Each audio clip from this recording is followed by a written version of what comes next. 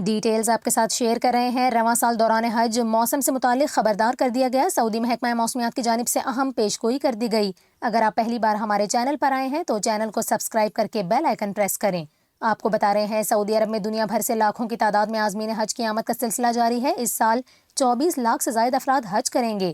آپ کو بتائیں حج کے موقع پر موسم سے متعلق پیشگوئی کرتے ہوئے سعودی محکمہ موسمیات کے سربراہ ایمن غلام نے عازمین حج کو خبردار کرتے ہوئے کہا کہ اس بار جون میں حج کا سیزن آ رہا ہے۔ جون میں شدید گرمی ہوتی ہے اور فضا میں نمی کا تناسب بھی بڑھ جاتا ہے، جبکہ رواں سال 24 سے 29 جون تک سال کا گرم ترین وقت ہوگا۔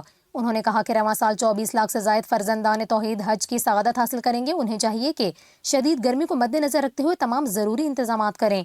اس کے علاوہ ان کا یہ کہنا تھا کہ متعلقہ اداروں کو موسم کی کیفیت کا پوری طرح علم ہونا چاہیے تاکہ تمام ضروری اقدامات بروقت کیے جا سکیں، جبکہ عازمین حج کے کیمپس کے اندر کھانے پینے سے متعلق انتظامی امور کا بھی جائزہ لیا جائے گا۔ انہوں نے بتایا کہ سعودی حکومت اس حوالے سے الرٹ ہے اور عازمین حج کو زیادہ سے زیادہ سہولتیں فراہم کرنے کے لیے متحرک ہے۔